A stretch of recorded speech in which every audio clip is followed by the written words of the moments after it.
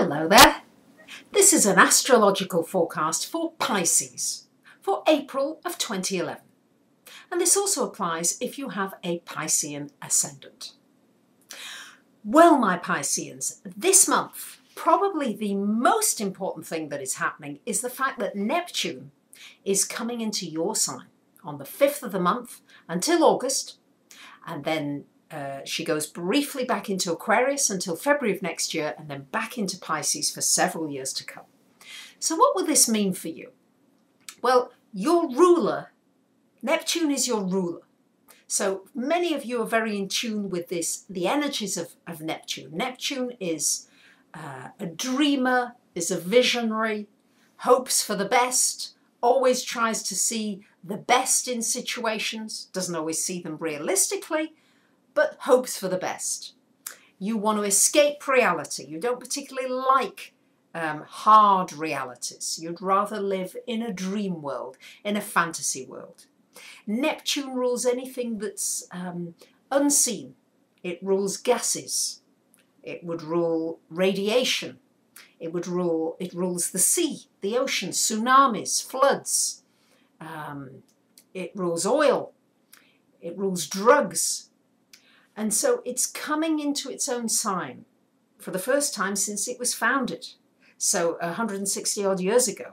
So this is a big change, but I think it's going to affect Pisceans particularly because it's coming into your sign, and it will be in your first house if you're Pisces rising.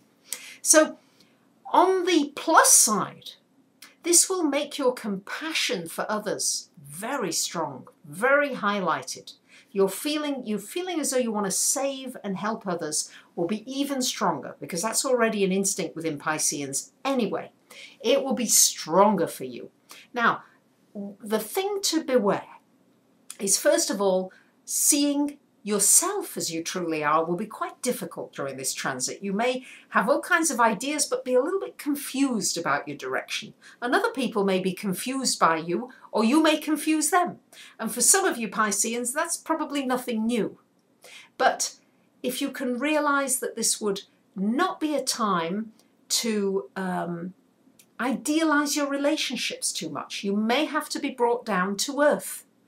And this Neptune, this Pisces Neptune, will also make you possibly draw to you somebody who might be dependent on you, who might need you. So make sure that you are careful about who you give your energy to and who you take on, because there's always this savior aspect to Neptune. Make sure the people that you save or help are really worth it, and you haven't deluded yourself into thinking that they are when they're really maybe not actually appreciating what you're doing for them. So make sure you don't do the martyr thing during this transit. As far as your compassion, as far as psychic ability, as far as the metaphysical, that will all be highlighted during this transit for you. But I felt I needed to bring it to you, the first thing for this month, because it's so important that it's coming into your sign. It will make a difference to you. You may not notice it all of a sudden, like Uranus comes in. That's all of a sudden. It's a lot of shocks and surprises. Neptune is much more subtle, so you may not see or feel it for a while. So you're going to have to just try to be a little bit more aware. Big thing that's under focus for you this month is going to be your finances. There's a lot of chopping and changing. It's going to be very erratic. Ups and downs, changes. If you can go with the flow, which many of you can, but you will need to be more assertive. It's a great month, really, for going out there, either starting a business or finding work or doing something to make you some money on the side or more money. This is the month for it. It's the month to be much more assertive than you are comfortable with, but if you will go out for it, there are some opportunities there. There's a lot of planets really supporting your development in this area of finance. There will be some surprises. You will have to be creative, but nonetheless, there are opportunities there that you could take real advantage of. After the 21st of the month, we've got the sun coming into your third house, and this will be a good time for anything connected with learning, studying, teaching, communicating, sharing information with others. This will be a really good time to do it. and especially best after the 23rd of the month, because we've got a Mercury retrograde this month as well.